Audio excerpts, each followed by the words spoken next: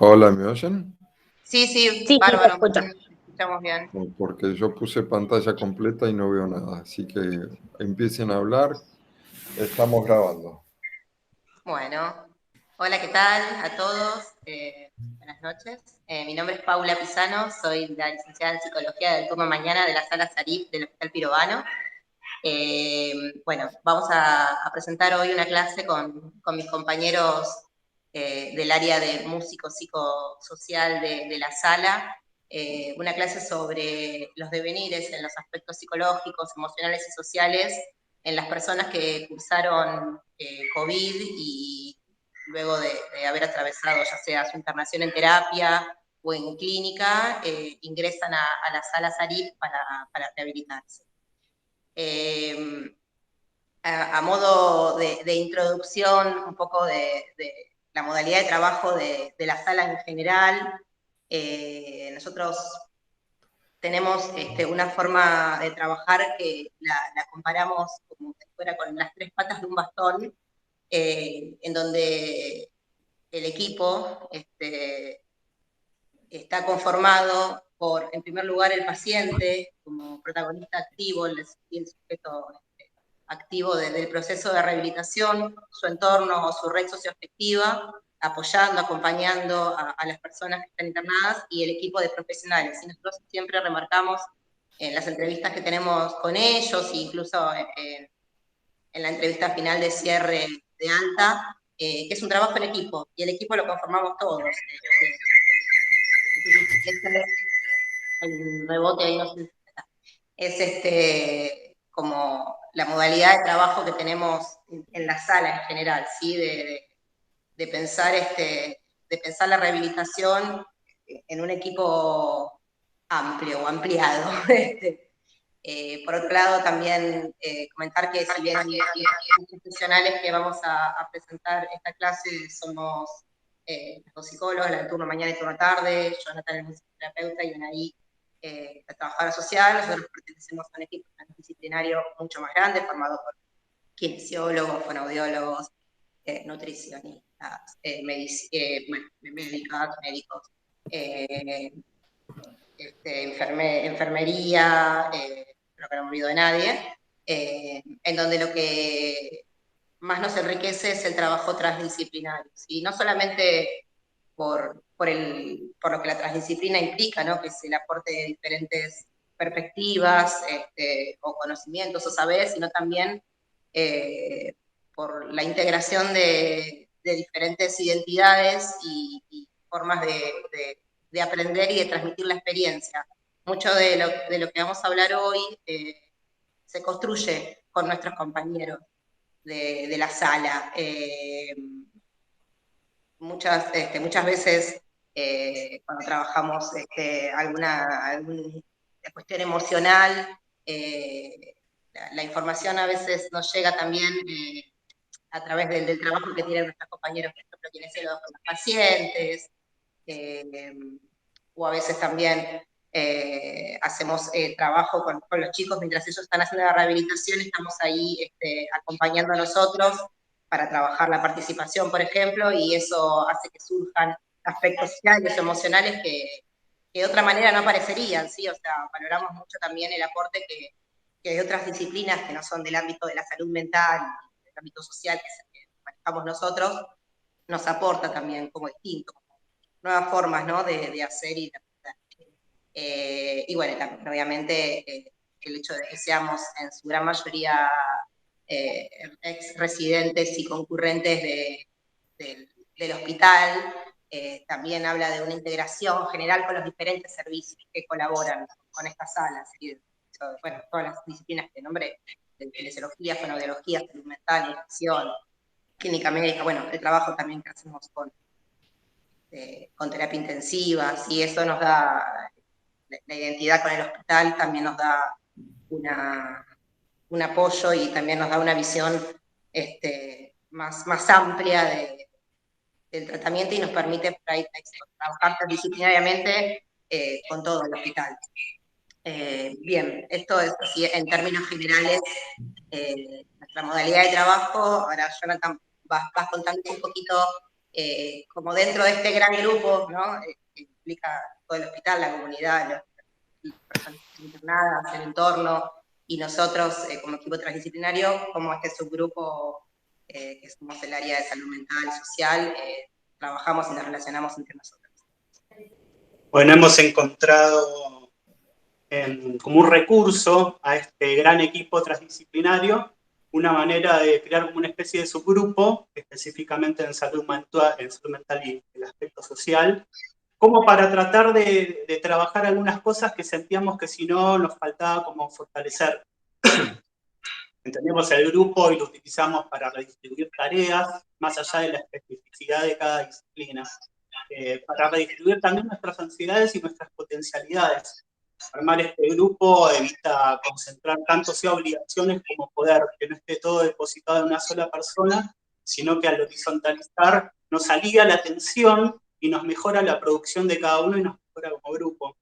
Nos servía también como para problematizar obstáculos. Veíamos muchísimos, sobre todo en épocas de pandemia, que consiste en tirar una carga con tanta carga emocional, sea del lado de los pacientes, sea del lado de los protagonistas, pacientes, nosotros, profesionales, los vínculos cercanos.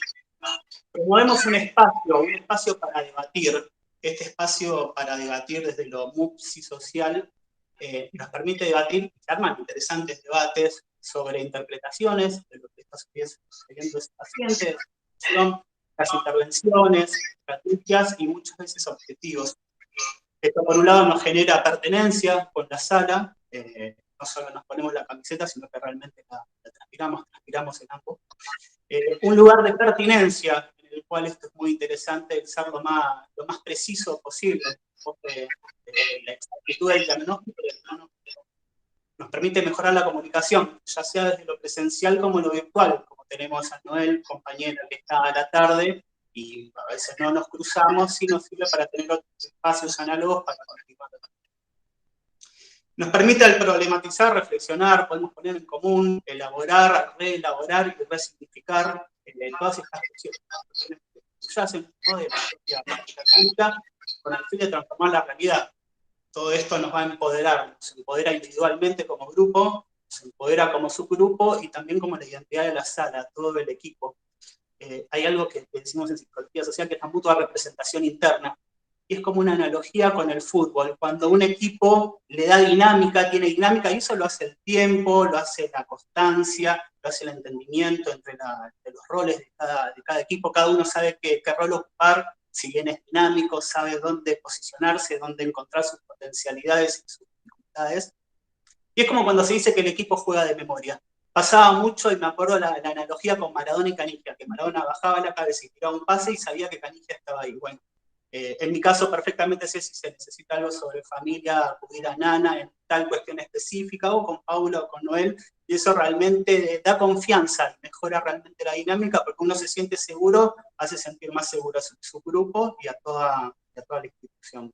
Esto sobre todo nos sirve para acompañarnos y sostenernos, ya sea nosotros como subgrupo, como la identidad de la sala, porque muchas veces nos contenemos afectivamente nosotros y contenemos muchas veces situaciones que subyacen emocionales de la sala, ya sea de profesionales con un paciente. Hay diferentes dificultades que surgen todo el tiempo y nosotros nos mostramos siempre atentos y receptivos para tratar de solucionarlas.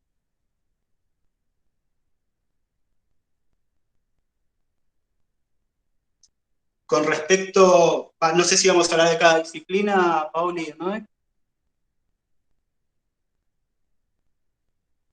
Tenés el micrófono apagado. Gracias, Johnny. Acá está la transdisciplina en plena acción. Queríamos comentar un poquitito, básicamente, las actividades o las especificidades de cada una de las disciplinas. Nosotras desde el área de psicología, con Noel, David Hunt, que es la psicóloga del turno tarde, bueno, tenemos como dos vertientes, ¿sí? En nuestro trabajo. Por un lado está toda la parte de contención emocional, de acompañamiento a las personas que están internadas y a su entorno socioafectivo. Perdón que me corrijo, pero quiero darle importancia a las palabras, evitar usar la palabra pacientes y la palabra familia, porque las palabras importan y me parece como mucho más significativo decir usuarios o sujetos activos a decir pacientes o decir entorno en lugar de decir familia.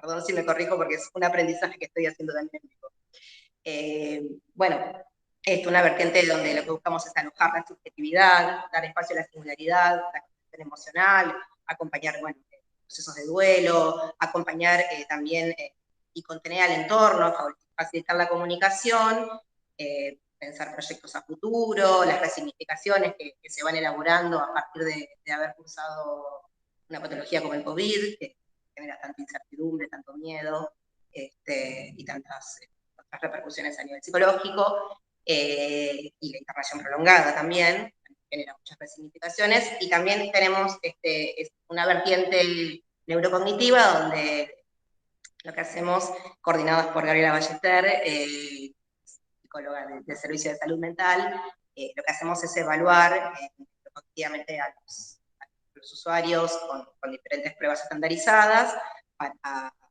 diagnosticar si hubo algún déficit en memoria, atención o algún área neurocognitiva, y de manera holística, integral, hacer una rehabilitación, hacer ejercicios que permitan a la persona recuperar autonomía, funcionalidad, ¿sí?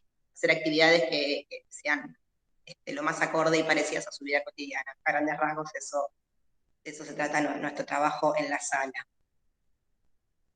No sé, Nana, si quieres contar un poco tu especificidad. Sí, bueno, buenas tardes, noches a todos. Creo que como equipo nuestras disciplinas comparten un marco teórico común. Todos concebimos a la salud no solo como la ausencia de enfermedades, sino que creemos que es un proceso que se vincula fundamentalmente con la satisfacción de necesidades para nuestro bienestar.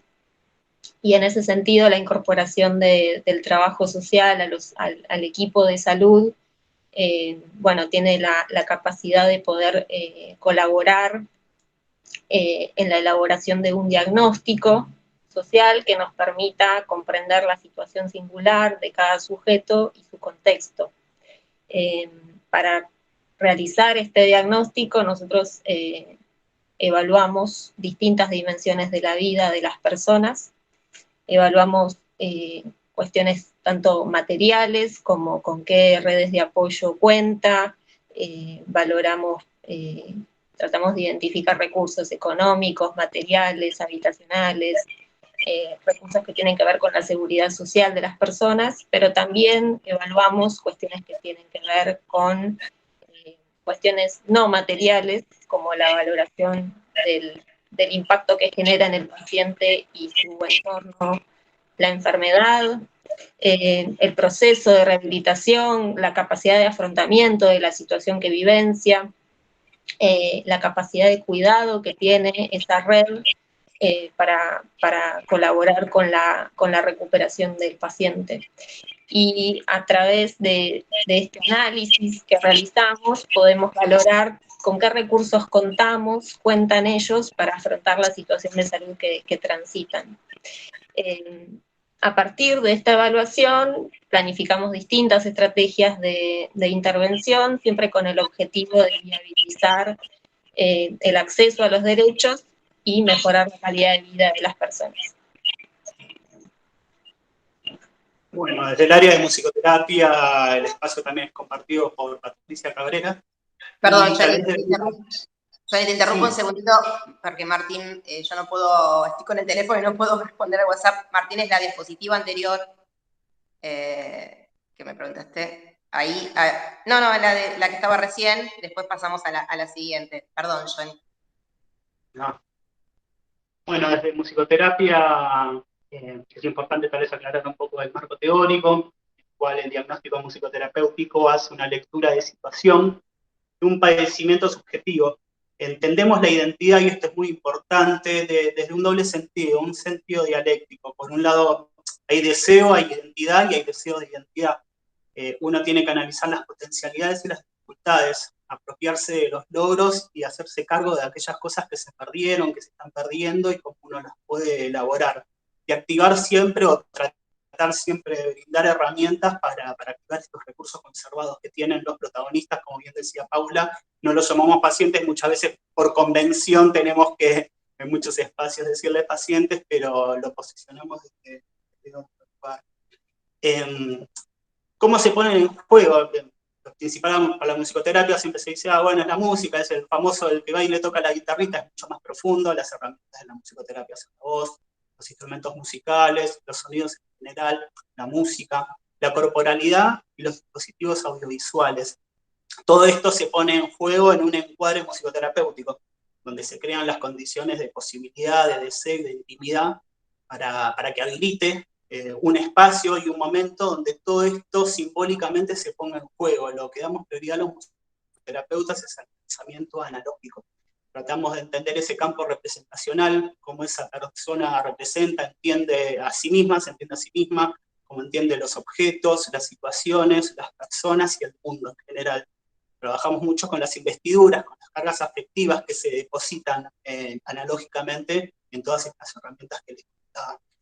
Se analiza también cuáles fueron y cómo fueron y son sus figuras representativas. También no hablamos de familia, sí hablamos como familia, pero también se extiende a cualquier, digamos, contacto, cualquier situación vincular que la persona considere una persona significativa en su vida, y muchas veces lo vemos en la sala y a diario en el siglo XXI que no son familiares. Tal vez es importante articularlo también con la psicogerontología. Yo soy psicoterapeuta y soy psicogerontólogo, donde también se trata de promover los factores protectores identitarios de cada persona en contraposición de registrar y ver cuáles son, digamos, esto de en pos de las potencialidades, las dificultades, promover los factores protectores identitarios en detrimento de los factores de riesgo. Hay un análisis del FAPREM, que se llama, que son factores protectores, son la disposición al cambio, el autocuestionamiento, la reflexión y la espera, la compensación de pérdidas con ganancias, las pérdidas reales y las simbólicas, el autocuidado y la autonomía, la diversificación de vínculos e intereses.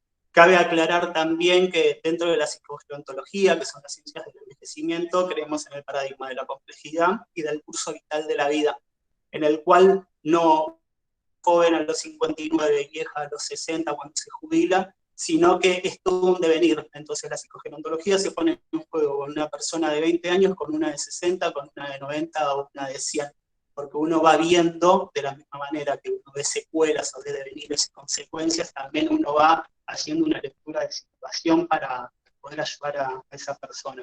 Así lo que buscamos siempre es promover la identidad flexible de esa persona, basado sobre todo en las redes afectivas, en los tejidos vinculares, y si lo relacionamos los tejidos vinculares con la neuroplasticidad, y por supuesto con fomentar la capacidad resiliente de cada persona.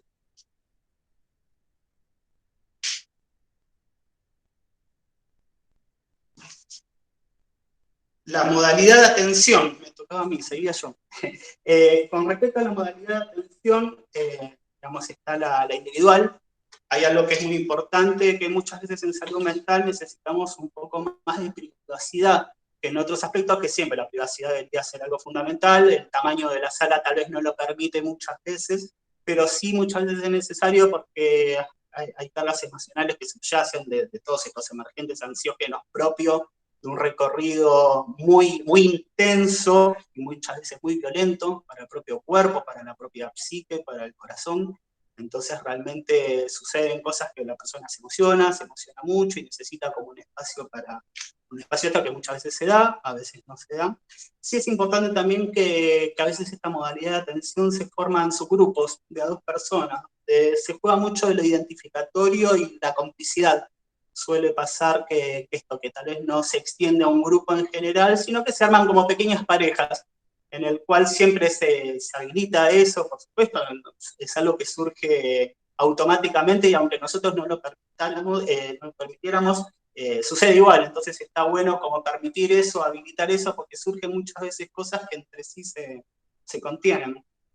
En el aspecto grupal se arma lo que siempre, ellos están las 24 horas internados, así que siempre pensaba que las personas y los profesionales que más tiempo están son los enfermeros, que terminan siendo muchas veces los que más conocen sobre el paciente en ciertos aspectos.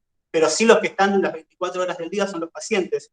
Así que de la misma manera que nosotros nos servía y todos los beneficios que estaba mencionando nosotros como subgrupo y cómo trabajar como equipo, se sucede también en la sala entre los mismos pacientes. También está la misma mutua representación interna en la cual cada persona sabe dónde ayudarse porque sabe los defectos y las virtudes y se acompañan entre ellos.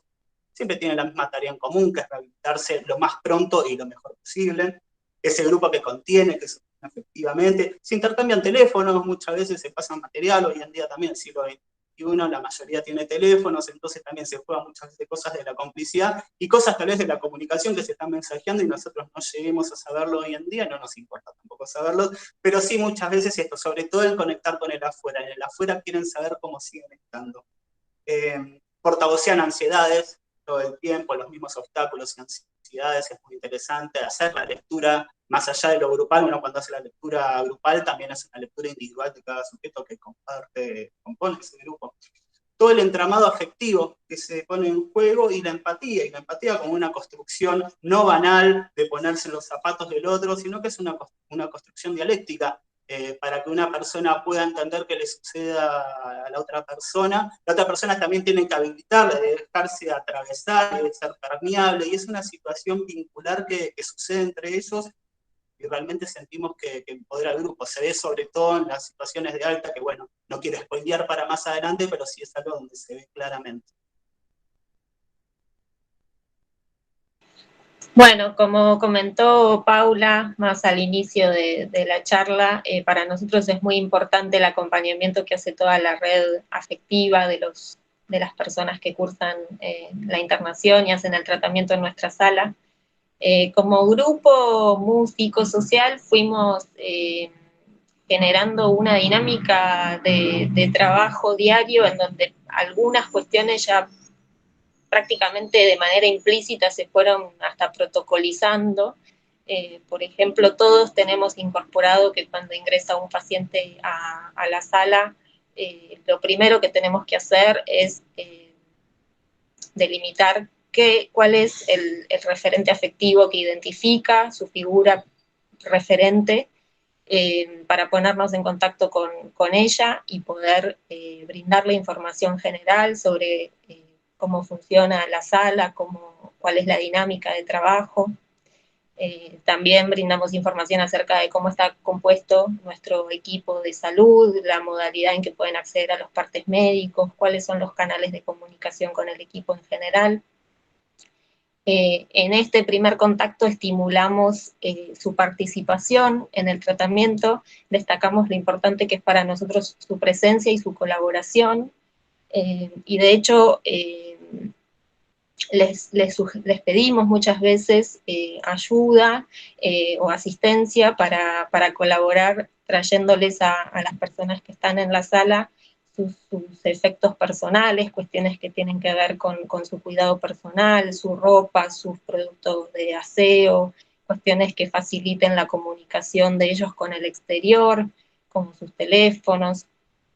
Y también brindamos un espacio donde les ofrecemos un espacio de referencia donde puedan plantear sus interrogantes, alojar sus preocupaciones, todas las dudas que surgen frente a la situación de tener a un ser querido hospitalizado. El acompañamiento a las familias continúa durante todo el proceso, dependiendo de cada situación particular, vamos trabajando distintas cuestiones. En términos generales, trabajamos mucho la cuestión de la organización del cuidado posterior al alta y la estrategia de cómo esa persona va a egresar del hospital. Y posterior a la internación, también continuamos en contacto con las familias, hacemos un seguimiento de los pacientes. Perdón, digo pacientes porque lo tenemos muy incorporado, pero estamos en este proceso de querer como despojarnos de esta palabra. Y bueno, nos ocupamos de seguir en contacto, y la verdad es que esto es algo que tanto a las personas que cursan su internación en la sala como a su entorno les da mucha tranquilidad saber que al momento de egresar van a seguir teniendo el acompañamiento del equipo, porque bueno, al momento de irse y de finalizar el tratamiento en el hospital también aparecen nuevos temores vinculados a cómo continuará su situación.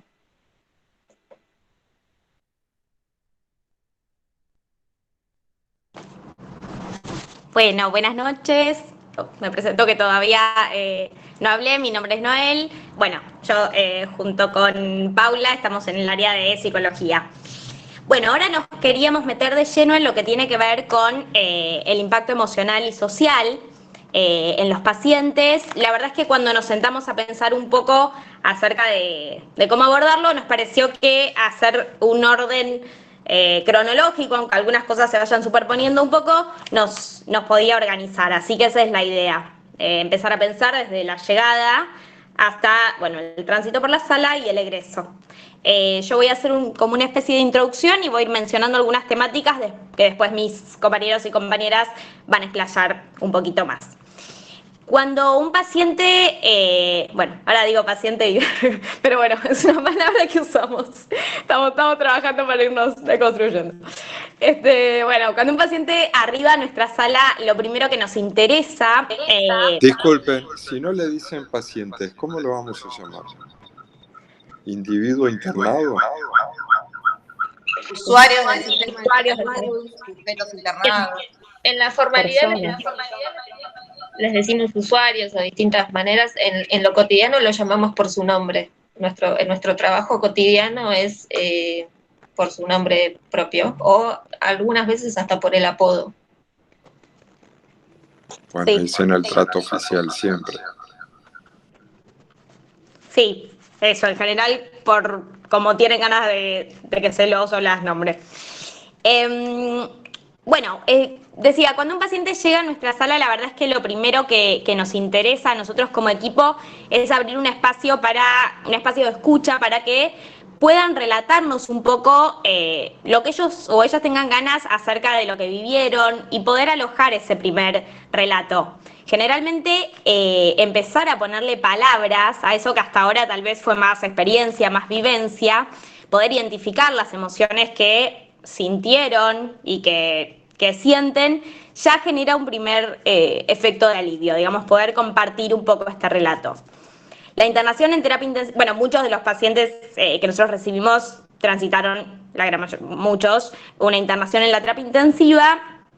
Y la internación en la terapia intensiva por COVID tiene como ciertas particularidades.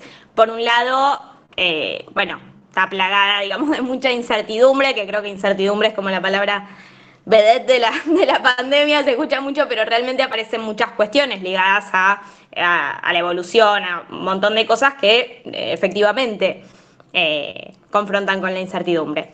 La otra particularidad de esta internación es el aislamiento del entorno afectivo. Entonces, toda esta situación puede resultar muy disruptiva a nivel psíquico para los pacientes. Entonces, muchas veces un primer movimiento es empezar a marcar que eso ya pasó no en el sentido de, digamos, de que no haya ocurrido, sino que ya pasó en el sentido de que ya no están en esa situación. Entonces, lo que tratamos es de ir identificando cuál es el efecto singular, digamos, que tuvo para ese paciente o esa paciente el transitar esta situación. Porque si bien podemos pensar en unas generalidades, distintos motivos y hacen que el impacto sea particular y singular para cada uno. Muchas veces aparece una alternancia, digamos, entre un entusiasmo por haber salido, vamos a decirlo así, de esa situación tan delicada. Este entusiasmo lleva a que los pacientes muchas veces refieren que, bueno, que quieren repensar cuestiones acerca de cómo vivían, o incluso nos ha tocado presenciar algún casamiento, algún paciente que decía que a partir de esta situación tenía ganas de ser papá, digamos, tomas de decisiones. Por un lado aparece todo esto y por el otro lado, digamos, todo esto también convive, digamos, con otras sensaciones, con angustias, miedos, frustraciones. El toparse con su situación, digamos, actual, los miedos acerca de si van a recuperar ciertas prácticas o actividades que eran partes de sus cotidianidades, la incertidumbre muchas veces en relación a la evolución. Muchas veces una pregunta que aparece mucho es esto de, bueno, voy a volver a caminar. Frustración muchas veces también por toparse con obstáculos a lo largo del proceso, no poder hacer de manera autónoma, a lo mejor cosas que antes eran muy parte del cotidiano. Por ejemplo, un ejemplo así como sencillito y muy, el ir al baño y ahora tener que estar usando un pañal. Entonces, trabajamos nosotros mucho para ir introduciendo la idea de que la rehabilitación es un proceso que tiene sus tiempos. Esto obviamente despierta muchas ansiedades. Esto después lo van a explayar un poquito más. Siempre teniendo en cuenta que quienes transitan este proceso son los pacientes. Digamos que yo me encuentro muchas veces diciéndoles que, por supuesto que nosotros, cada uno desde su especificidad, venimos y formamos parte y trabajamos en el proceso de rehabilitación, pero que los que ponen el cuerpo son ellos. Entonces, sí puede ocurrir que estén cansados de estar en el hospital, que estén frustrados, que tengan ganas de ir a sus casas, todo eso, digamos, validarles un poco todas estas emociones que muchas veces despliegan, porque la realidad es que también justamente son parte de este proceso y un poco este equipo está para poder acompañar también todo esto.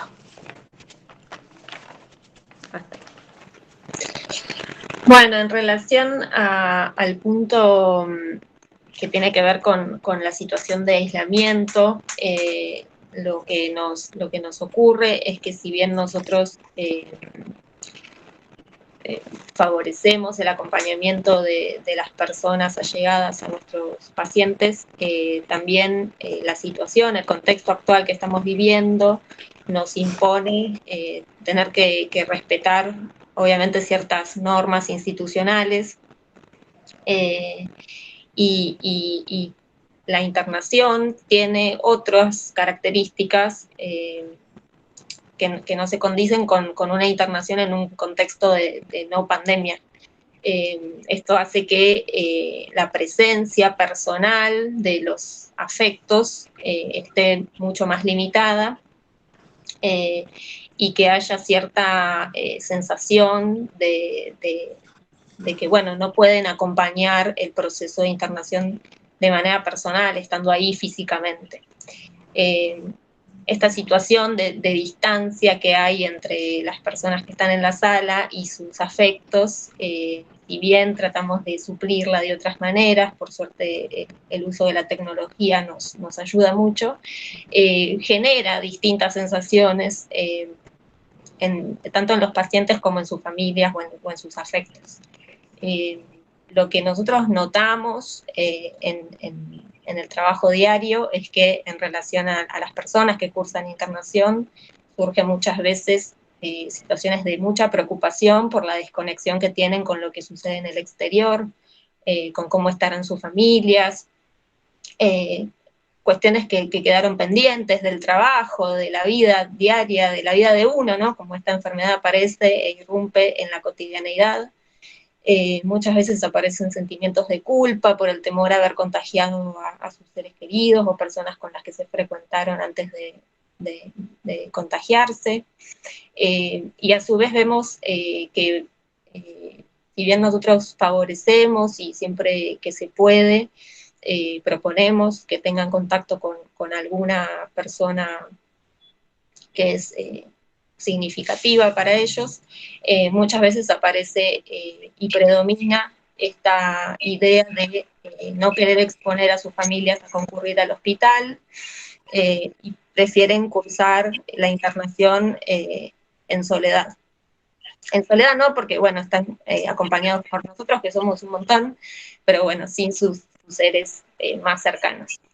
Y a la vez, en relación a las familias, también muchas tienen esta preocupación por no poder estar de manera personal. Tratamos también de proponer otras estrategias para que no se sientan en falta. La verdad es que buscamos como muchas alternativas, más allá de las comunicaciones que puedan tener telefónicas y de la tecnología. Muchos demuestran su su afecto llevándoles regalos, les escriben cartas, les decoran, les llevan fotos de las familias, les envían videos. Como usamos mucho la imaginación y la creatividad para que a los pacientes, a pesar de no tener contacto personal con sus familias, les llegue todo su afecto y se sientan acompañados, porque sabemos que eso siempre es un motor para seguir adelante en el tratamiento y estimular su deseo de recuperarse. Si bien en el hospital coexisten la vida y la muerte, la salud y la enfermedad, sí muchas veces asemella el hecho del miedo a la propia muerte, con todo el proceso que uno viene enterándose, porque muchas veces vienen de terapia intensiva, como bien decía Noé, las primeras elaboraciones, las primeras cosas en común, y se van enterando de un montón de cosas que han atravesado, porque para ellos se han dormido y se han despertado, para a veces son 10, 20, 30, 40 días. Por eso tal vez a veces nos hace un poco de ruido lo de paciente. Recuerdo que una internada había dicho, bueno, paciente, yo ya paciente, ya dejé de ser. Yo hace 2 meses que estoy acá, yo ya no quiero ser más paciente, se juega esto. Pero pensaba en esto con respecto a la muerte, el miedo a la propia muerte y sobre todo el miedo a la muerte de algún ser querido. Pues las personas que generalmente están internadas, ya hemos atendido alrededor de 110 pacientes y la verdad que son muchísimos más casos de los que quisiéramos, en el cual la persona conviviente o sus vínculos cercanos se han enfermado, en algunos casos incluso han fallecido, se han enterado en la sala, con todo lo que implica la responsabilidad y el cariño, y como bien decía Anaí, la soledad, pero es una soledad que uno trata de suplir afectivamente con cada uno de los profesionales, pero sobre todo de salud mental, ¿no? Permitimos este espacio, habilitamos este espacio para elaborar psíquicamente, pero también para que pueda elaborar emocionalmente, porque realmente son cargas muy, muy importantes.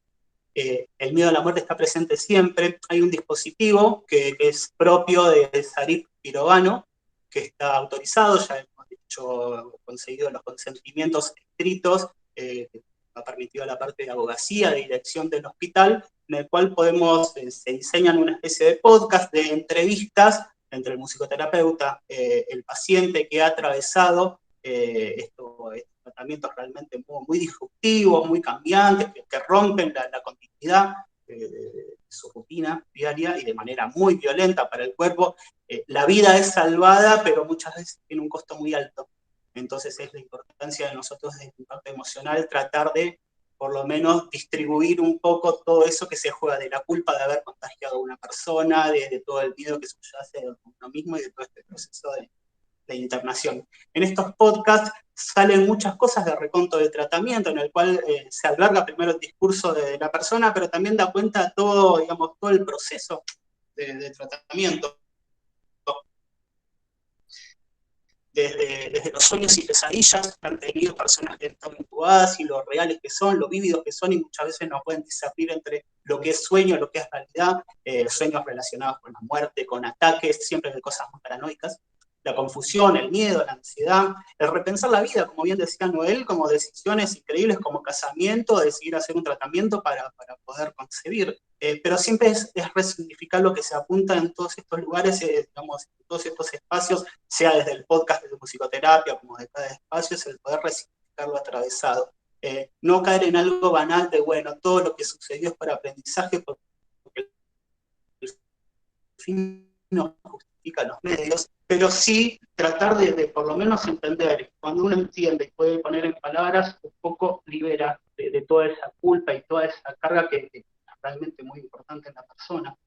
Con respecto a las pérdidas, como bien decía, las pérdidas reales como las que mencionaba la muerte, pero las simbólicas, está la pérdida de la propia voz con personas que han sido traqueostomizadas. Es una voz que muchas veces primero no puede emitirse, con todo lo que surge de una persona que está desorientada, con miedo, no sabe qué está pasando, está llena de cables, con un montón de gente alrededor, y no puede hablar y no puede comunicarse para decir simplemente dónde estoy, qué me pasa, qué me está pasando. Es una voz que después muchas veces queda débil, una voz que queda ronca. Entonces, si bien desde la fonoaudiología se trabaja ahí muchísimo y excelentemente la voz, desde la musicoterapia trabajamos desde un lugar simbólico para tratar de reinvestir esa voz, de poder reapropiarse de esa voz como soporte identitario, como una voz que comunica. Por eso muchas veces en la musicoterapia es importante el lenguaje analógico. Mencionaba como una de las herramientas la corporalidad, en todo lo que es lenguaje paraverbal, todo lo que es la gestualidad, y uno tiene como un trabajo previo, muchísimos años universitarios y de práctica clínica para desarrollar ese instinto, realmente uno puede por lo menos compensar un poco esa pérdida hasta que la persona nuevamente empieza a hablar. Y cuando la persona en los podcasts, que se le da prioridad a ese discurso, esa palabra, puede empezar a elaborar y se va haciendo todo ese caminito, todo ese recorrido, realmente son momentos muy, muy, muy fuertes, muy intensos. Por otro lado, hay algo que es importantísimo de la pérdida, que es la pérdida de autonomía. Como bien decía Noel, una persona que tenía una vida, abro muchas comillas, normal, y de repente es una persona que necesita asesoramiento para ir al baño porque tiene un tubo de oxígeno, porque no puede caminar, o no puede pararse, tiene que hacer en un pañal, en una chata o en un papagayo. Realmente son cuestiones que le afectan a lo identitario, y realmente es muy, muy fuerte. Ese cuerpo que se encuentra muchas veces fatigado, un cuerpo enfermo, un cuerpo que desde lo motriz no le responde. Decía, pero yo era una persona que hacía deporte, teníamos hace poco un futbolista que no podía pararse. Entonces realmente cómo se le puede identitariamente eso, en el registro del propio cuerpo, en el cuidado previo, que también colabora y que se le hace entender en este recorrido. Los devenires no son casualidad, sino que son propios de un recorrido. No es lo mismo una persona que está 20 horas sentada haciendo un trabajo, comiendo de manera desorganizada, que una persona que tenía una vida un poco más activa, con hábitos, abro comillas nuevamente, más saludables. Tratar de esto, de reinsertar en alguna manera, no me gusta tampoco la palabra reinsertar, pero a la rutina, que pueda volver de a poquito a su cotidianeidad y que a la vez pueda encontrar las dificultades y entender esto, que es un proceso que a veces es mucho más largo de lo que uno pretende, pero sí es esto de disminuir un poco las ansiedades. Sí, también recuerdo una frase que me quedó grabada a flor de piel, que decía, esta es una enfermedad que te ahoga, te enmudece y te aísla de los seres que querés. Entonces la importancia es de la identidad afectiva para tratar de ir en detrimento de todos estos factores que realmente atacan al paciente multidimensionalmente.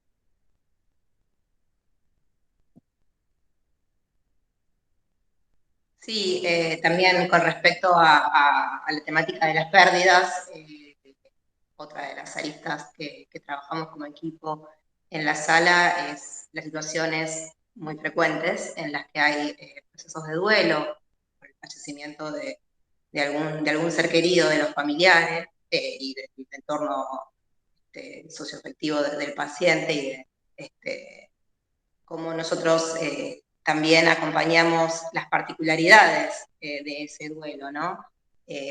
Pensemos que no solamente se trata de duelos en tiempos de COVID, que ya para todos son duelos difíciles de sobrellevar, por el aislamiento, por muchas veces la dificultad de despedirse de la persona fallecida, ¿sí? Porque son muertes inesperadas, también en las personas que están internadas, esta imposibilidad de poder haber visto siquiera a la persona fallecida, o de recibir la noticia tiempo después, genera particularidades y singularidades con las que trabajamos en el proceso de duelo. La muerte de un ser querido se siente como la pérdida de un pedazo de su propia vida, ¿no? De una especie de fragmento de su propia muerte, que resignifica también su paso por la internación y su cercanía con la muerte, por haber estado también padeciendo la enfermedad del COVID, con todo el riesgo que implica. Entonces, todas esas aristas arman una dinámica de contención y de acompañamiento en el duelo de las personas, distintas a las formas en las que trabajamos el duelo en otras circunstancias con otras personas. Nosotros lo que focalizamos es dar lugar al proceso subjetivo que cada persona hace, no solamente por sus cuestiones personales, sino también por cuestiones culturales, religiosas, espirituales, dando lugar a una escucha empática, dando lugar a los rituales que cada sujeto tiene para despedirse, para elaborar la muerte. Y bueno, también hacemos un acompañamiento con el entorno, ¿sí? En los casos que tuvimos en la sala, generalmente la dinámica de trabajo es, en primer lugar, tenemos una entrevista con el entorno, donde hablamos con ellos, un poco acerca de cómo están ellos, les brindamos también herramientas para que la comunicación sea lo más fluida y lo más, digamos, sincera y realista posible, ¿sí? Porque en estos casos es importante siempre transmitir la verdad, si la información tiene un efecto sanador y produce mucha calma, y baja los niveles de ansiedad, entonces asesoramos al entorno para brindarle la información, para que evite el uso de metáforas, para que se le pueda decir al paciente la verdad, obviamente adaptado al momento en el que la persona esté, ¿no? de su internación. Después de esa entrevista con el entorno, tratamos de armar un lugar dentro de la sala, cuando es posible que la persona se desplace, aunque sea en silla de ruedas, tratamos de que salga de la cama y tenemos un espacio especial donde se puede dar una charla más íntima con las familias, y nosotros estamos ahí en cercanías a disposición para acompañarlos, cualquier cosa que necesiten, ¿no? Porque a veces también el shock de enterarse de la noticia del fallecimiento de una persona significativa puede generar llantos o conductas que parecen ansiosas, falta de aire, sensación de ahogo, disnea, bueno, un montón de diferentes manifestaciones somáticas que ahí estamos nosotros para ayudar a contener y acompañar. Y después, en una tercera etapa, cuando las personas, los familiares se retiran, seguimos obviamente con ellos para seguir acompañándolos, y tenemos también todo una modalidad de acompañamiento a la persona que está internada, respetando sus tiempos, respetando los silencios, no imponiendo ningún tipo de asistencia ni ayuda, ¿sí? Somos pura escucha, y bueno, es un proceso que lo realizamos en equipo. A veces vamos de a dos, a veces vamos con Anaí, a veces con Jonathan a la mañana, o bueno, ¿no? También que está por la tarde, pero a veces también hemos trabajado en conjunto con algunas personas, combinando los horarios para estar el equipo presente. Y bueno, acompañando la elaboración que cada persona hace, ¿sí? Esto siempre respetando los rituales y los tiempos del sujeto. Bien.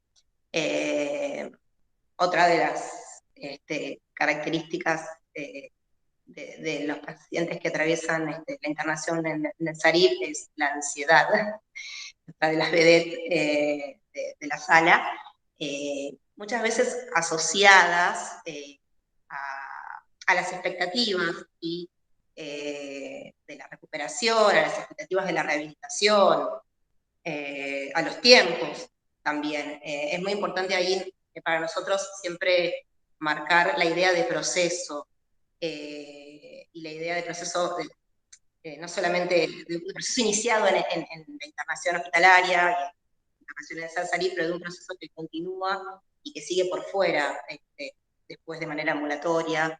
La idea de temporalidad, tratamos de evitar el uso de palabras como secuelas, ¿sí? Que por ahí tienen una connotación negativa, como de enfermedad o de discapacidad, y también de algo definitivo, sino que tratamos de hablar más de consecuencias, efectos, devenires, algo que está en movimiento, ¿no? Y que, bueno, hoy está esta dificultad, pero se está haciendo tal o cual trabajo para poder intentar revertirlo o adaptarnos digamos, a esa dificultad y poder continuar recuperando funcionalidad y autonomía en la vida cotidiana. Entonces, nosotros siempre tratamos de acompañar a veces en los tratamientos que hacen las otras disciplinas en paralelo, para también ir elaborando esto, ¿no? Preguntar a la persona, bueno, cuál es la expectativa que tiene y confrontarla también con una expectativa real y con el encuadre de los objetivos que cada disciplina, después de la evaluación, plantea para cada persona. Siempre apelando a la comunicación y a brindar la información para empoderar a las personas y para también respetar su derecho a saber como pacientes y a que recuperen autonomía, incluso en las decisiones sobre su propio tratamiento. Todas estas actividades son actividades que utilizamos para paliar un poco la ansiedad.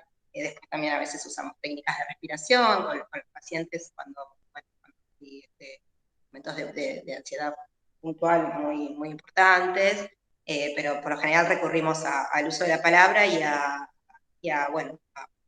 pensar en conjunto con ellos también, porque muchas veces los pacientes también nos traen cuestiones a nosotros que nos ayudan a repensar el tratamiento, para paliar un poco esto, ¿no? La ansiedad que genera querer regresar a casa, que a veces se mezcla con el miedo de cómo regresar, de si van a poder, ¿sí? También empoderarlos en ese sentido, ¿no? De reforzar siempre la presencia de la red titular, de que se trabaja con ellos, de que se les da información acerca de cómo continuar, acompañándolos, pero también empoderando a la persona misma de que el proceso de rehabilitación se da por su motivación y por su participación en el proceso, ¿sí?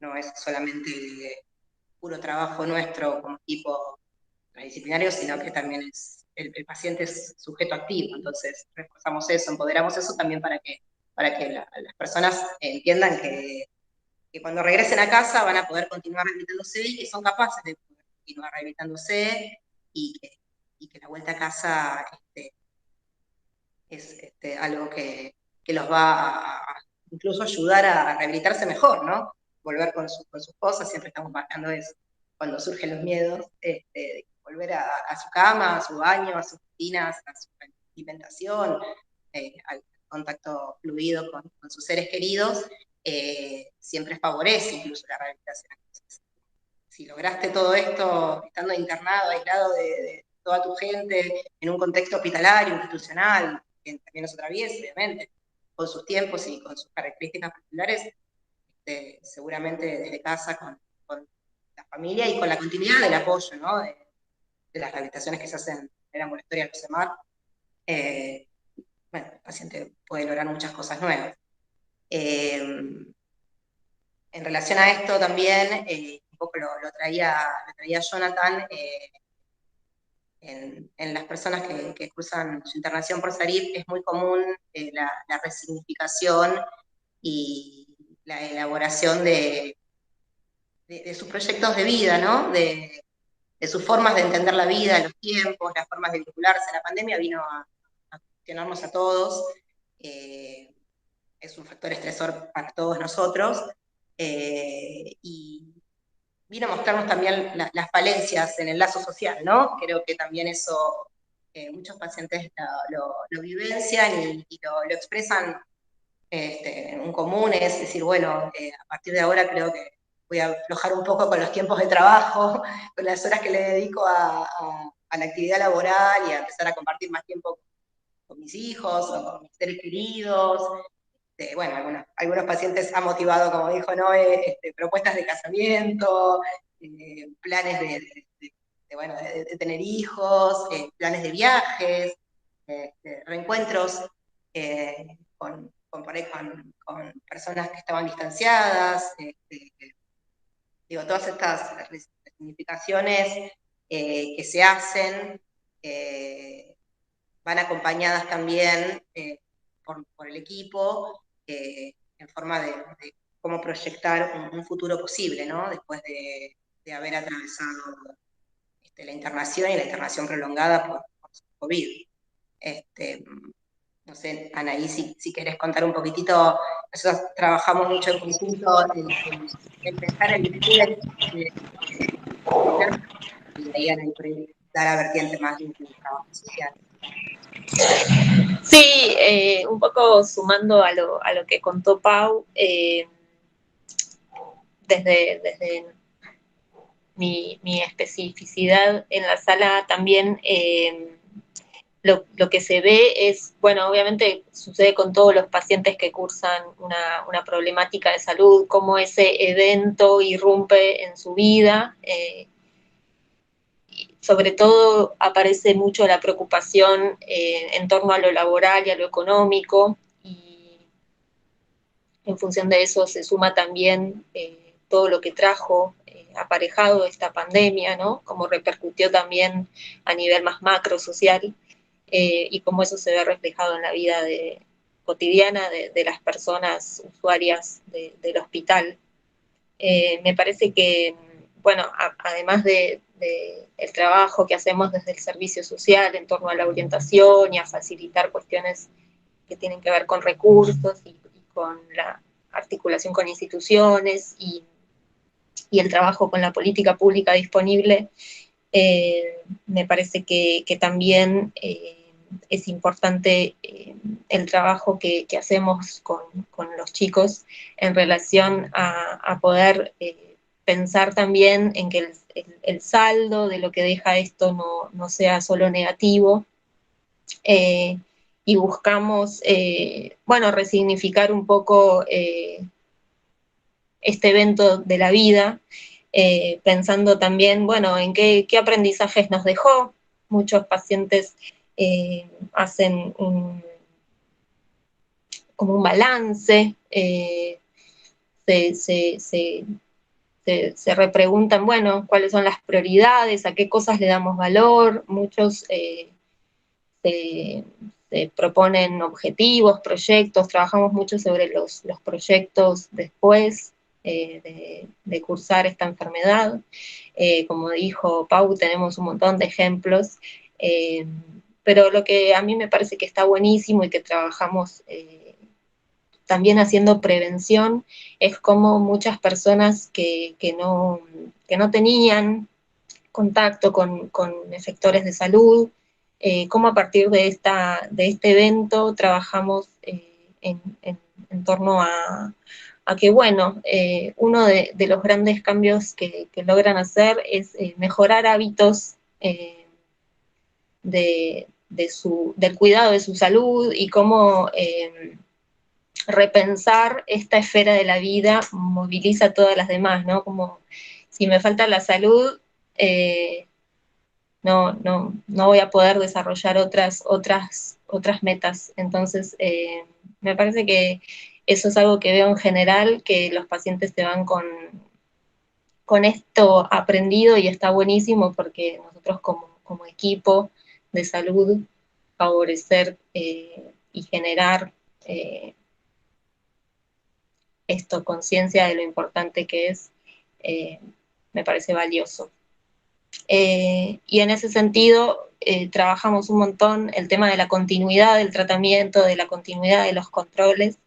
En la mayoría de los casos tratamos de que todos se vayan ya con algún turno pautado, con alguna propuesta de tratamiento ya planificada, para que, bueno, sigan y tomen ese envión y puedan continuar recuperándose y mejorando su calidad de vida.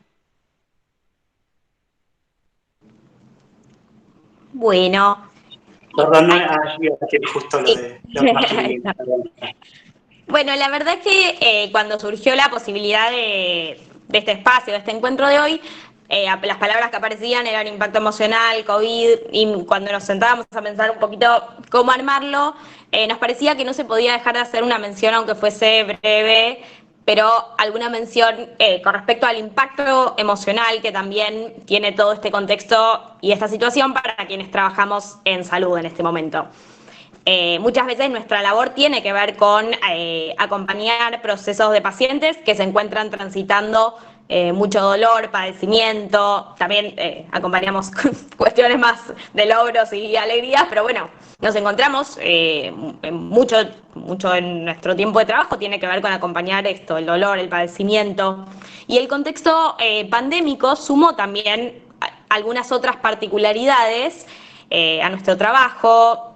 Así, lo más general aparece muy frecuentemente en el trabajo hospitalario es la posibilidad del contagio, el temor para quienes viven con otras personas, del miedo de llevar el virus para casa. Lo otro que aparece muchas veces en comentarios es la identificación a la situación de algún paciente. Uy, no sé, tienen la misma edad que yo, o digamos, alguna identificación de ese estilo. Entonces, a una labor que muchas veces ya tiene su complejidad, se le suman estas particularidades, bueno, del contexto actual que nos toca vivir a todos y a todas.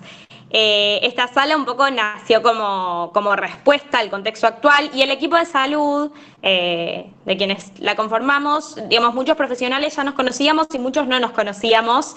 De hecho, una mini anécdota que justo nos acordábamos el otro día, nos ocurrió a muchos que no nos conocíamos previo a la conformación de SARIP, que pasados 2 o 3 meses de trabajo, no sé, no acordar, un paciente nos había traído algo de comer o algo así, y nos corrimos un poquito el barbijo y nos dimos cuenta que después de muchos meses de trabajo no nos conocíamos las caras. Entonces se da una conformación particular, en un contexto muy particular. Es un proyecto que posibilitó que en un contexto que realmente es muy complejo, encontráramos, más que encontráramos, construyéramos un poco un espacio en el que todos tenemos ganas de estar. Este grupo un poco se transformó en sostén, creo, desde el aspecto profesional, donde se da esto que antes mencionaban acerca de la transdisciplina, intercambiamos, a veces acordamos, a veces no acordamos, y a veces esa diferencia, cuando la podemos capitalizar, puede ser muy enriquecedora, pero también sostén por ser un grupo con el que también compartimos, además de las cuestiones más de la profesión, nos ocurre, la verdad, a lo largo de los días transitar alguna situación difícil, entonces también estas cuestiones las compartimos como grupo. También reírnos todos juntos, digamos, se da como una dinámica grupal de equipo. Creo que el atravesamiento de una problemática que tiene esta dimensión, esta envergadura, esta complejidad, creo que solo es posible, digamos, en equipo, porque si no sería bastante complejo. Y lo último que me gustaría decir acerca de esto es que, digamos, en la sala, si bien somos muchas individualidades quienes formamos parte, la sumatoria de todas esas individualidades genera un efecto colectivo que tiene una fuerza, digamos, que es mucho más que esa suma, que es una fuerza que posibilita que como equipo llevemos adelante entre todos y todas este proyecto. Ahora sí, Martín, si querés pasar la filmina. Gracias. Sí, tal vez para cerrar nos parecía lo más pertinente y para resignificar todo lo que veníamos hablando, tantas dificultades, tanta enfermedad y demás, lo cual es salud mental, ¿no? La transformación, cualquier tratamiento que uno inicia es para transformar, para poder cambiar algo que le está produciendo algún tipo de malestar, padecimiento. Si hay algo que surgió, si bien surgió la etiología, el origen podría ser musicoterapéutico, con canciones que eran significativas para los pacientes, sí fue lo que fue condimentando y fue cada uno añadiendo parte de su subjetividad de las profesiones, de la individualidad de cada uno, de lo personal, para ir armando esto que llamamos ceremonia o ritual de alta. Consta de 2 momentos. El momento que vemos en la foto es el segundo momento donde priorizamos la corporalidad.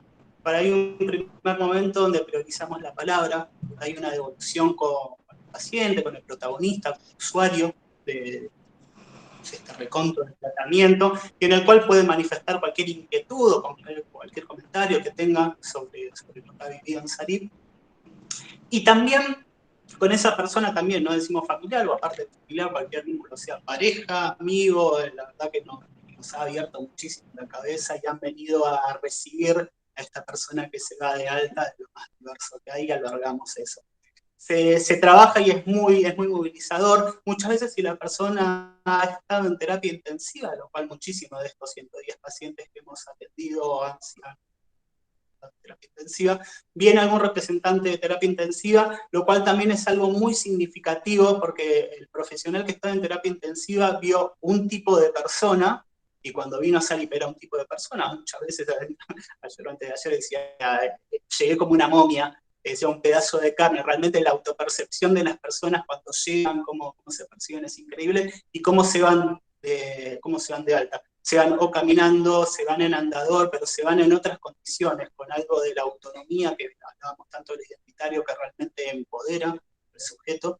Y es una persona que le devuelve, porque la persona que está internada en terapia intensiva no conoce prácticamente, salvo en algún proceso menos delirante o alucinatorio a esa persona que lo atendía, y el profesional no podía tener el gusto, el placer de realmente reencontrarse. Es un encuentro que realmente es un reencuentro que es muy emotivo. Nosotros, porque tal vez no lo vimos tan a diario, ese proceso, que si bien el proceso es lento, a veces más rápido y demás, es un cambio total en los profesionales de terapia intensiva, lo cual es un momento hermoso y muy significativo, y uno realmente da cuenta de la importancia de articular, ya sea con clínica médica, con traumatología, con terapia intensiva, la importancia de trabajar, digamos, públicamente y con distintas salas dentro del hospital.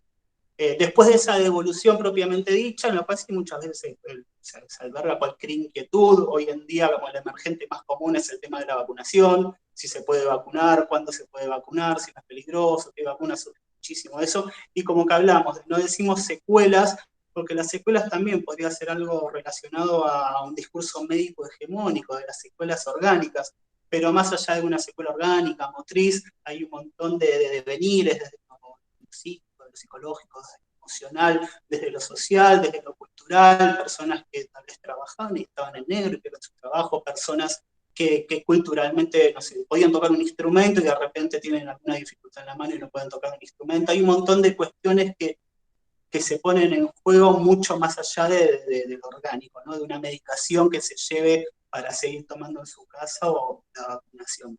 Y después viene después digamos de este primer momento, viene el momento que vemos en la foto, el momento donde se pone la corporalidad, y donde el cuerpo habla, ¿no? La palabra hace cosas y el cuerpo dice muchísimo.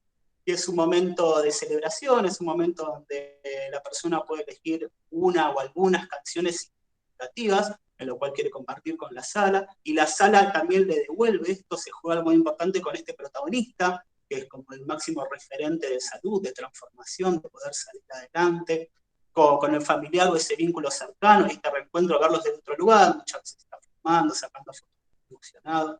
Los pacientes, estas personas que todavía están internadas, que se juega lo identificatorio y lo motivacional. Yo quiero ser el próximo. Cuando se va la persona y dice, che, Johnny, vení, yo quiero irme con tal canción. Y ya está como diseñando en su cabeza desde un lugar recontra positivo, desde un lugar saludable.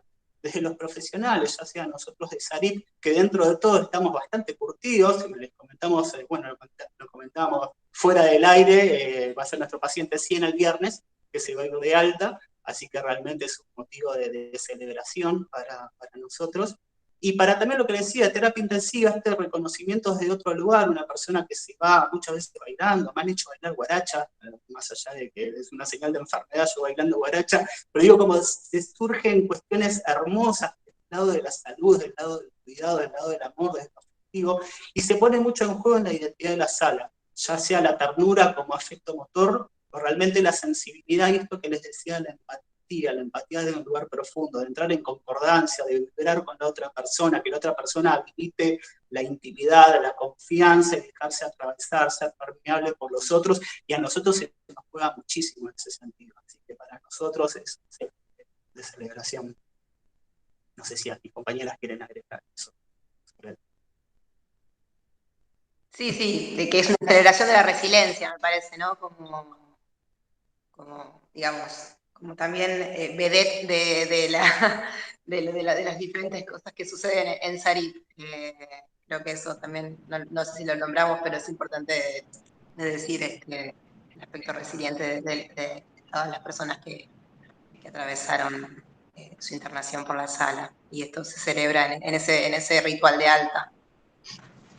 Sí, creo también que como arrancamos diciendo que esto de que bueno, cuando las personas arriban a la sala nos interesa poder empezar a escuchar, creo que este ritual, digamos, final, tal vez contribuye también a darle como un cierre a este capítulo, a esta historia que bueno, que es una parte de la vida de las personas, pero que contribuye con esto, con operar un poquito de cierre de ese momento.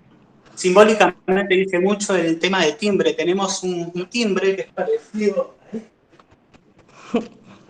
Perdón la desprolijidad, pero este timbre que es señal del momento de clímax, el señal del gol, de algo orgásmico en el cual realmente la persona llega al fin por lo menos de su proceso de internación hospitalaria. Ya va para adelante, por supuesto es consciente que tiene que seguir un montón de cosas, pero ese último timbre y ese aplauso final de reconocimiento es como la frutilla del postre, es como un pequeño detalle, pero que realmente para nosotros es un único de salud. Bueno.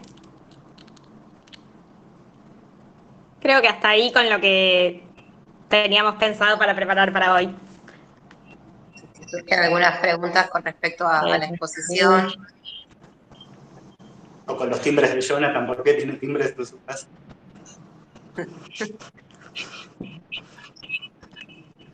Sí.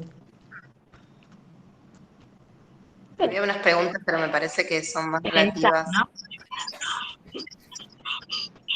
Sí, no sé bien cómo se... Ahí abro yo. Sí. ¿Cómo se accede al...? Excelente trabajo diario, un placer compartir con ustedes, dice Celeste. Darío Villalba. Hola, existe una duda que aún no sé la respuesta. ¿Hay diferencia entre el síndrome, esperen que estoy acá, entre el síndrome post-UCI descrito hace una década y los pacientes de post-UCI COVID? No, es lo mismo. El paciente post-UCI, el síndrome post-terapia intensiva, es lo que se ve en estos momentos con los pacientes post-COVID, ya que el síndrome de post-terapia intensiva está descrito en esos pacientes que tienen mucho tiempo de respirador y lo que les lleva a tener mucha sedación y relajación. Esa sedación y relajación es la que les va a provocar este cuadro de debilidad muscular adquirida y de trastornos neurocognitivos. No sé si alguien quiere agregar algo al respecto. Pues Darío sigue preguntando. Entiendo que están funcionando como los centros de Winning de la ventilación mecánica y rehabilitación que existen en el sector privado hace muchos años.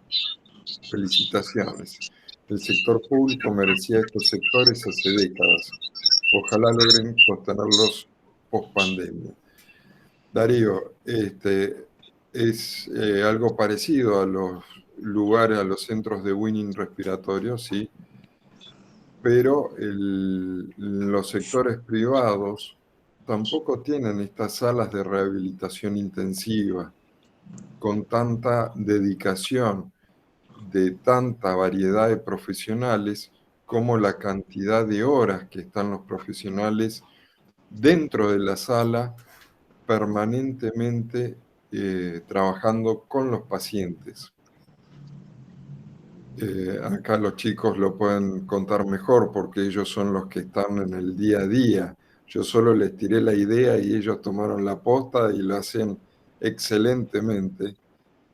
Así que cuéntenle un poquito cómo es ese día a día, así brevemente, ¿no? Porque podemos hablar un buen rato.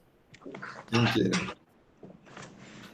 Y a veces es un proceso tan singular que es muy difícil, ¿no? Porque cada día uno tiene que estar atento al inesperado y permeable a sorprenderse porque realmente la sala todos los días trae noticias y cuestiones nuevas, ¿no? Pero Básicamente, ¿quieren que hable yo, chicas? Sí. Sí. Habla y después habla otro.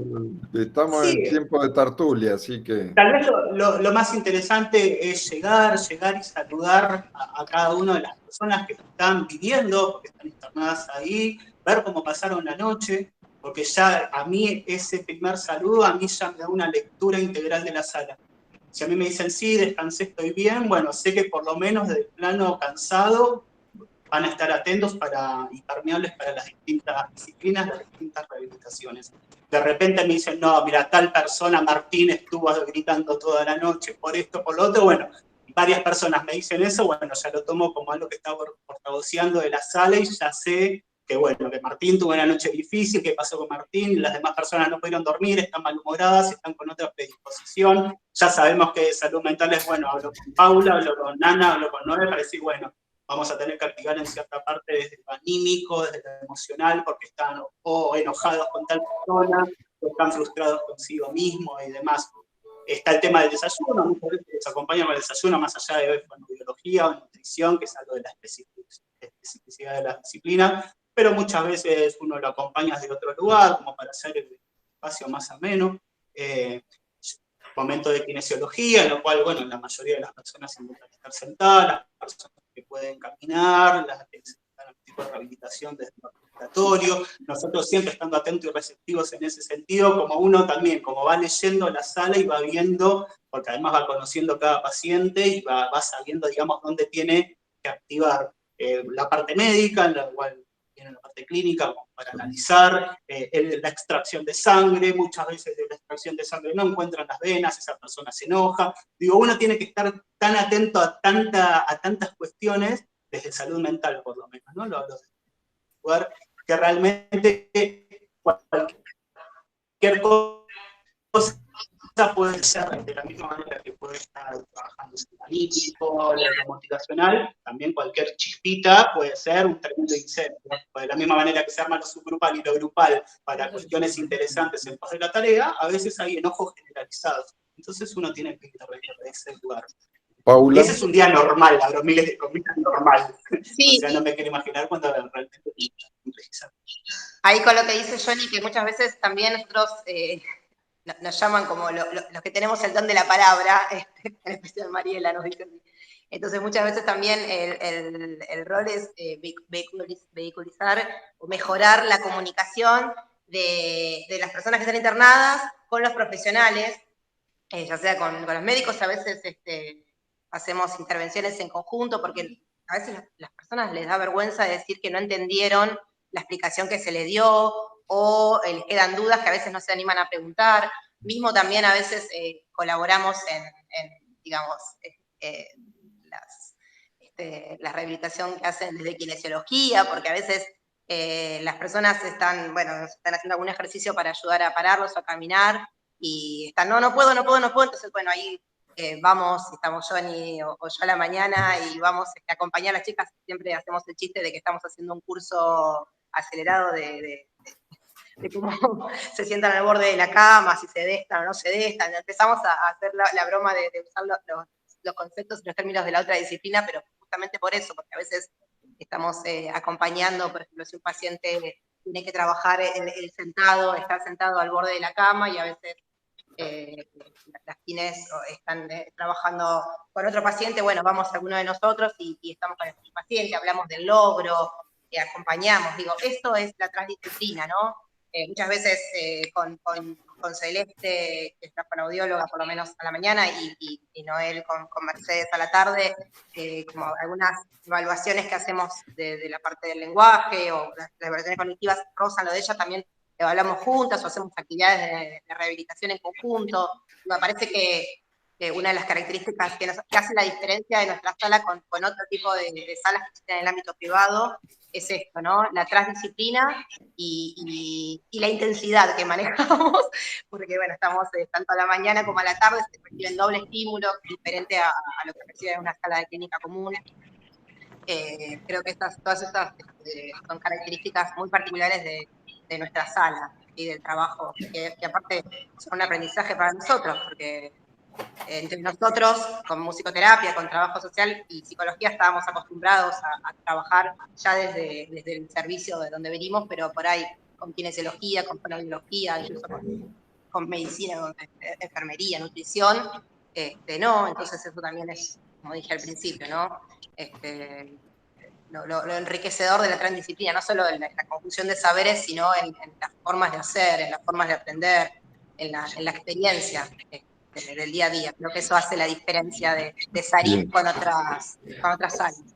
Resonaba con una cuestión que decía Paula con respecto a las incumbencias profesionales, que es algo muy importante que fuimos limando y aprendiendo con la cuestión de bueno, casi un año hasta dentro de un mes, que es como saber qué le corresponde a cada uno, como mencionaba antes, de la mutua representación interna. A Messi no lo va a poner como de arquero, al arquero no lo va a poner de delantero. Uno sabe, digamos qué es lo que tiene que hacer. Si a mí me preguntan desde algo orgánico, no soy Giselle Rímolo, voy a convocar o a una médica o puedo evaluar algo desde lo psicológico, desde lo emocional. Es importante y hemos también como realmente nos hemos afirmado en ese sentido y complementado en ese sentido para realmente poder trabajar y mejorar el equipo, y creo que se nota muchísimo, en el cual, por supuesto, una vez hablaba con una de las kinesiólogas, si una persona, yo tal vez estoy ocupado y una persona no se emociona, bueno, la kinesióloga no lo va a dejar de decir, bueno, ahora hasta que no venga la psicóloga, no.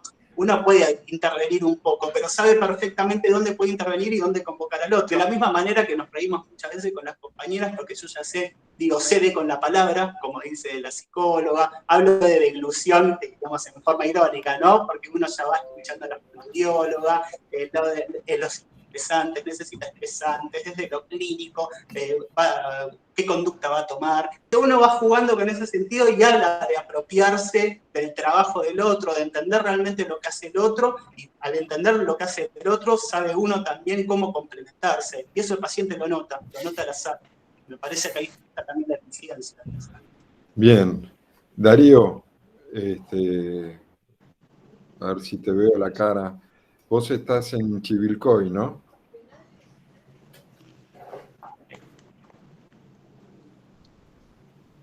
Darío Villalba. Ahí escribió en el chat. Ahí, bueno. Ahí te... Hola, sí.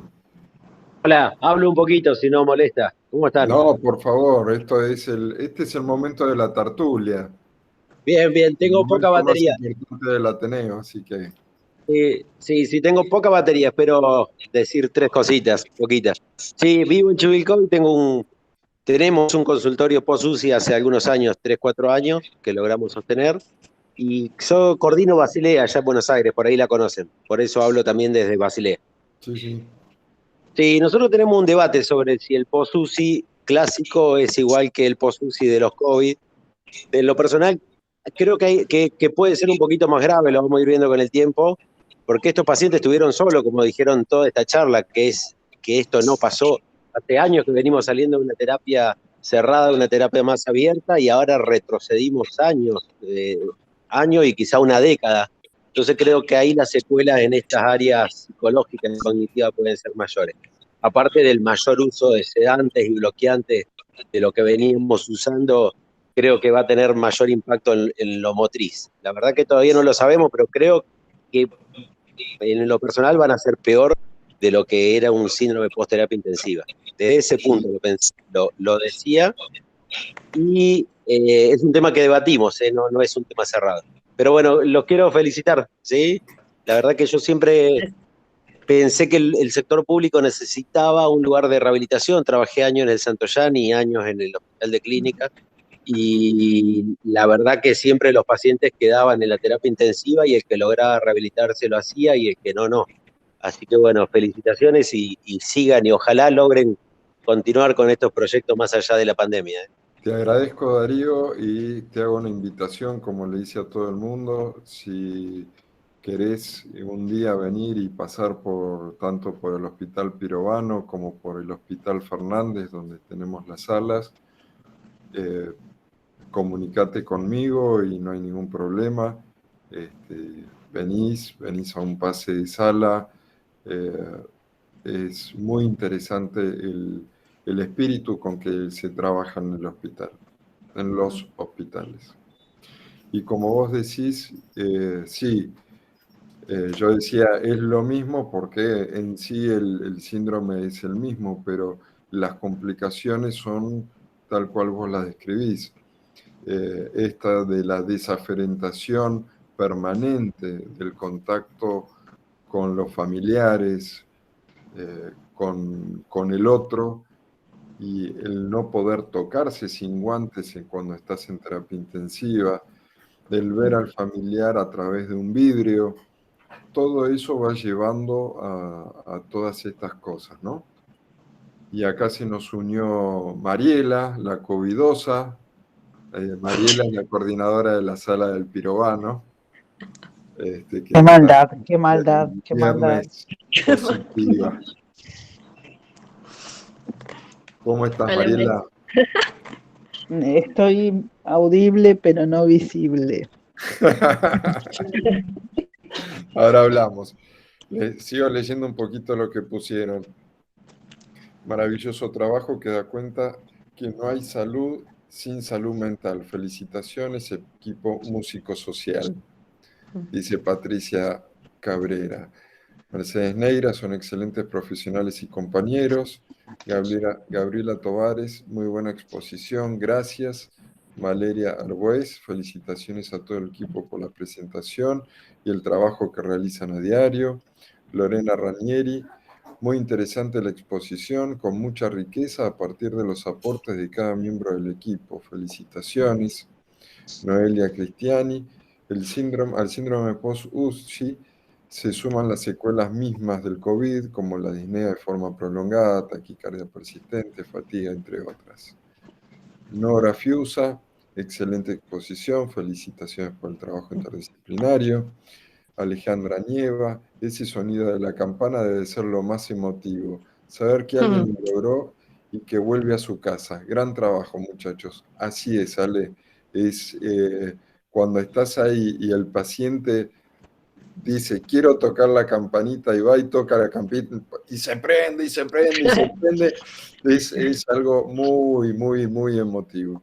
Y porque están los otros atrás de la mampara, oyendo esa despedida, y algunos que se pueden parar se asoman y lo ven al otro yéndose, les digo que es muy fuerte. Si quieren verlo, tenemos nuestro Instagram. Estoy tomando el lugar de nuestra community manager, María Celeste Pogliani, nuestra querida audióloga, el cual es sarip.pirobano. Ahí hay varias saltas, siempre, por supuesto, con el consentimiento de esa persona, pero pueden ver alguna de las saltas y algunos de los testimonios de estas personas. Hasta los pedidos de casamiento tenemos. Exactamente, pueden verlo. Kevin Díaz dice, excelente trabajo, equipo psicosocial Sarip Pirobano, un placer trabajar con ustedes. Ale Nieva, hacemos trabajo que veo reflejado en parte de lo que hacemos en rehabilitación del CEMAR. Y si como trabajadora social algo se escucha, entiende y repite para afianzar a las personas, para empoderarlas y que sigan. Saludos a todos, gracias. Darío Villalba, perdón, me quedé sin batería. Sé que Karina Ferraresi está en algún Sarip, sí. Y Ricardo Suárez, hermoso trabajo, felicidades, un placer pertenecer a la sala Sarip. Anabela, enfermera de Sadofe. Bueno, si alguien quiere agregar algo más, quiere hacer alguna pregunta. Algunos de los que pertenecen a la sala y quieren agregar o acotarle algo o decirle algo a los chicos. Eli, que estás en el Fernández. ¿Me escuchan? Algo? Sí. Sí. Bueno, buenas tardes a todos. Mi nombre es Andrea Gómez, yo soy médica de la sala Sarip. Quiero contarles un poquito la experiencia desde lo médico para poder compartir con el resto de la audiencia que no ha tenido aún la oportunidad de trabajar con un equipo como este, donde no solo transitamos juntos este proceso, como se mencionó tantas veces en la presentación, sino que desde lo individual hay mucho camino por recorrer. Y les cuento que esto tiene que ver con que no estábamos acostumbrados como médicos a tener esta presencia tan fuerte trabajando a la par con los pacientes. Porque la verdad que, por ejemplo, desde lo social, uno estaba acostumbrado a llamar al trabajador social cuando ya tenía que derivar al paciente por PAMI, por alguna obra social, o el paciente, como decimos en algunas oportunidades, era un paciente social y no tenía familia que lo recibiera. Entonces teníamos que resolver esa situación. Entonces, en este caso, aprender a manejar los tiempos que tienen nuestros compañeros en el abordaje, en mi caso fue un antes y un después. Y les debo a cada uno de ustedes entender de otra manera cómo ayudar a un paciente, cómo ayudar a una persona que está pasando por esta situación, que son sobrevivientes y que su situación desde lo social, desde lo emocional, no es igual que la que teníamos antes de la pandemia. Es una situación totalmente diferente porque se encuentran atravesados por todos lados, desde lo social, desde lo emocional, desde lo afectivo. Como mencionaron en los distintos profesionales, la verdad es que todos tienen algo que contar. Y quiero contarles que me pasó que el musicoterapeuta acá presente, en un pase de sala, nombró, como es él, con mucha altura, una situación que me llegó a lo más profundo y que me hizo recapacitar y aprender. Uno desde lo médico está acostumbrado a que se acerca al paciente irrumpiendo. ¿A qué horario tiene un estudio? Quiero ver si la vía periférica está permeable, quiero ver si la diuresis es clara, quiero ver si tiene dolor, todo a la misma vez, sin tener en cuenta que el paciente quizás está hablando o está teniendo un momento, un espacio de silencio con mi compañero y que yo no puedo irrumpir de esa forma, no debo. Porque para mí como neuróloga es muy importante que el paciente se haga el electromiograma porque yo quiero llegar al diagnóstico de entender si tiene una polineuropatía del paciente crítico o una plexopatía. Pero es tan importante lo que yo considero como lo que el paciente está vivenciando. Y en este camino que vamos haciendo juntos, claro, en un momento hay que tomar conciencia que lo primero es lo que el paciente quiere decirnos, con este lenguaje que no siempre es el verbal. Y que si no lo tenemos en cuenta, poco importante es hacer un estudio antes o después. Entonces quiero en este caso agradecerle a todo este equipo, porque me han enseñado mucho, me han enseñado a acercarme al paciente no solo con mis necesidades por delante, sino teniendo en cuenta qué le estaba pasando al paciente en ese momento. Fue duro, porque cuando Johnny lo mencionó, yo me sentí muy afectada, porque tomé conciencia que lo hacía cotidianamente sin darme cuenta. A partir de eso, priorizo qué es lo que al paciente está vivenciando, qué es lo que están haciendo en ese espacio, porque quizás están sentados mirando como la nada misma, pero eso para él es significativo. Para Paula es significativo que el paciente haya entrado en un estado de confianza tal que pueda brindarse, que pueda abrirse, que pueda contar lo que quiere contar. Entonces yo no tengo derecho a interrumpir ese momento, que les costó llegar, sin dudas les costó llegar, porque nosotros tenemos todo el entusiasmo de querer rehabilitar, pero el paciente tiene sus propios tiempos. Y hasta que ellos no logren subsanar, sacar, elaborar, bueno, todo lo que he aprendido de todas estas palabras que ellos usan, no vamos a poder lograr que avance en el resto. O no es tan importante, porque lo más importante es que el paciente se sienta acompañado. que se sienta protegido y confiado en todos nosotros, en que lo vamos a sacar adelante todos juntos. Este tratamiento es muy dinámico. Todos nos movemos a la vez, todos juntos, y ese dinamismo muchas veces hace que nos tengamos que superponer, que nos tengamos que juntar, que entonces dos disciplinas trabajen a la vez, porque eso es lo mejor para el paciente, porque así funciona. Y eso nos llevó un tiempo, como mencionaron por ahí, nos llevó un tiempo conocernos como equipo, porque nosotros no nos conocíamos. La mayoría de nosotros no nos conocíamos, formábamos parte del hospital, pero no nos conocíamos. Entonces, aprender a que cada uno, como dice Johnny, tiene su espacio. Hay momentos del tratamiento en donde es protagonista Nana, porque el paciente trabajaba en una casa y ahora no tiene dónde irse a vivir. Y entonces ella trabaja muchísimo sobre esa cuestión, que es tan importante como lo médico, como lo fonoaudiológico, es todo importante. Entonces, tener conciencia y darle espacio, como dice Johnny, a que cada uno pueda tomar protagonismo cuando es necesario, fue muy importante, es muy importante. Quiero agradecer también al grupo porque entre el equipo mismo muchas veces, como vos decís, Martí, es muy fuerte cuando los pacientes se van de alta, ingresan pacientes nuevos.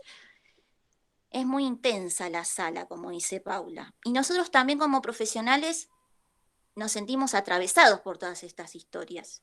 Y muchas veces nos cuesta mucho volver a rearmarnos con cada paciente y estar de la mejor manera.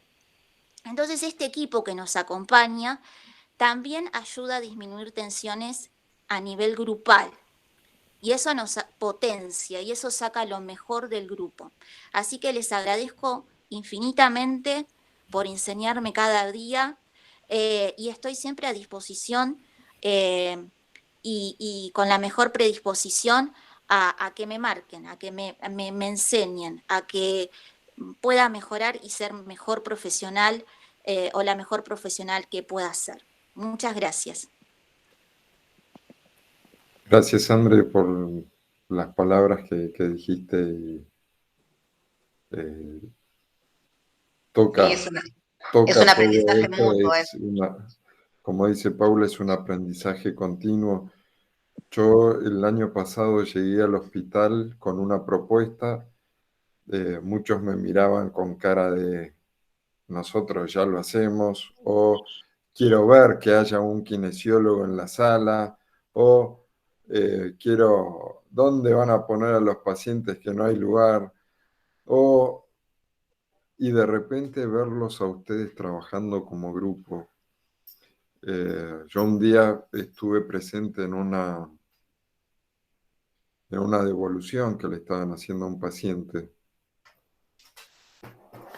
que fue muy emotivo. Pero para mí no fue lo emotivo lo que decía el paciente, lo que decían ustedes, sino que fue emotivo para mí el hecho de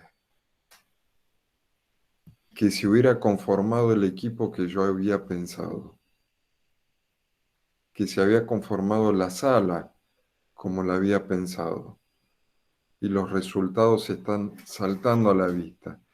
Y ese día no, me tuve que ir porque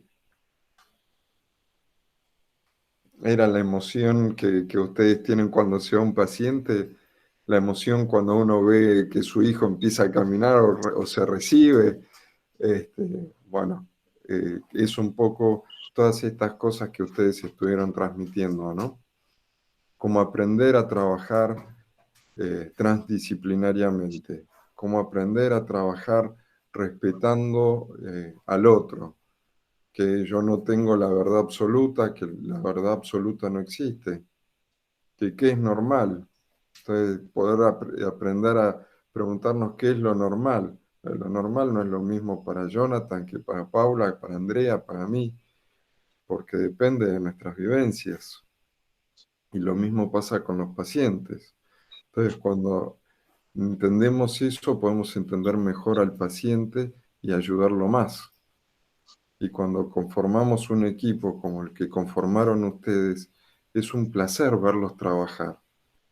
Lo mismo pasa con el Hospital Fernández, lo mismo me pasa en los CESAC y los CEMAR, cómo se conformaron los equipos de trabajo y los resultados saltan a la vista. Así que desde lo personal los quiero felicitar a todos por el gran trabajo que están haciendo. Muchas gracias. Muchas gracias. Creo que hay algo muy destacable en las hermosas palabras de Martín y de Andrea. Andrea, logré que empiece a elaborar lo que es lo simbólico, lo cual es un montonazo. Pero yo estoy diciendo tomar conducta, así que por eso digo que uno también está permeable a empaparse del otro. Pero sí quiero destacar el trabajo que ha hecho de deconstrucción Andrea, como Mariela, como el personal médico que viene, que las personas... No es fácil cuestionar algunos privilegios. Y acá en la sala se jugó esto de tratar de horizontalizar las decisiones, de siempre estar, no sé, tratar de consensuar, si bien también muchas veces implica ceder por parte de las partes, valga la redundancia, hay algo mucho de esta sensibilidad que si no serían permeables, sobre todo a la parte médica, generaría fricciones, generaría que siempre están en cualquier grupo y es saludable que eso suceda.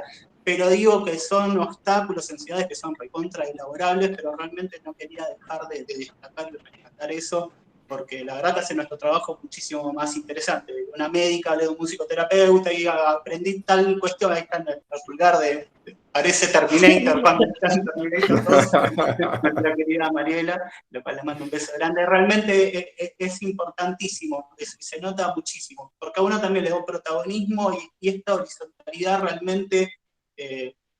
uno se siente protagonista en todo sentido, realmente eso lo nota la sala, lo nota el paciente, lo notamos nosotros los profesionales y hace un clima, además de afectivo, súper genuino, porque no es algo que uno lo está, es una careta en la cual después se la saca y no, realmente es genuino y, insisto, hace a la eficacia de la sala, y por algo la sala ahora se abrió y tiene 4 camas más, casualidad. Mariela, ¿querés agregar algo?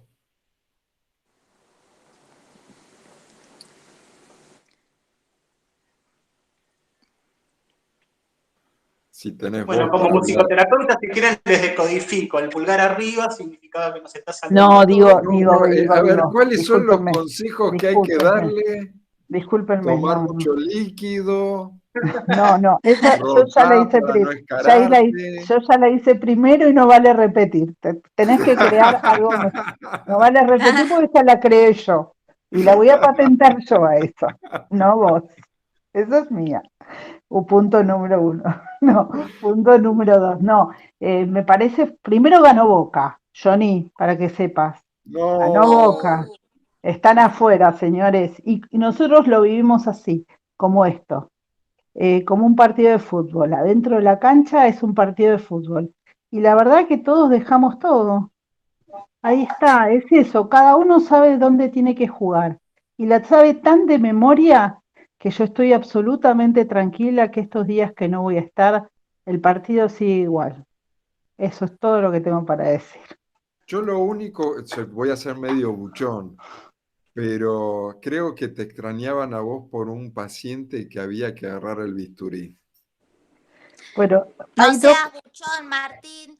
Hay dos formas que me hay dos formas que me hay dos formas que me extrañan y lo tengo bastante claro que yo conozco. Una con el tema del bisturí y la segunda cuando hay que encuadrar a un paciente.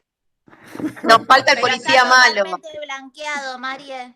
Está totalmente blanqueado. Bueno, por eso. Son dos instancias en las que casi me vuelvo imprescindible, pero voy a criar a alguien para que tome ese lugar. Bueno, nada, un placer. Bueno. Me da un placer tan grande verlos tan grandes. Igual que Martín. Es tan lindo verlos tan grandes y tenemos casi 11 meses de existencia, es nada. Yo no he parido hijos, los tengo a ustedes, con todo mi amor. Besos. María, viste que no tenemos que estar presentes para el número 100. No, Nos lo hicieron a propósito. Hoy hicieron cri cuando pregunté eso, pero ya la están haciendo. Bueno, María, pero ten en cuenta que vas a festejar el año y eso es muy importante, es muy importante. Tanto Espero Martín que como sí. vos van a estar presentes. Espero que sí, si no, prepárame la cama 11 que es mía, mi amor. Bueno, te vamos avisando a Hay que pedirle de a poco que nos haga una mesa grande para Yo no sé. festejo del año. Si sigo con la disnea, no sé a dónde voy a seguir, pero bueno, algún lugar me va a tocar. Bueno, nada, los dejo. Les mando un beso. Antes de terminar, les quiero comentar que el miércoles que viene va a hablar la gente del Fernández de Trabajo Social durante todo este año las distintas dificultades que se presentaron, en especial con los pacientes sociales o con los pacientes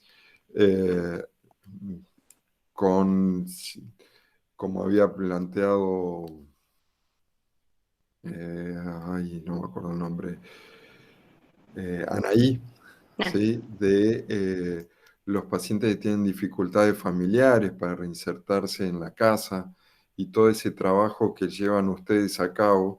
Les pedí a las chicas que, bueno, nos contaran un poquito la experiencia de este año, cómo fueron surgiendo. Ustedes conocen mejor que yo lo que era dar de alta a un paciente social, cómo ubicarlo dentro del contexto o poder lograr que no llegase a ser un paciente crónico dentro del hospital.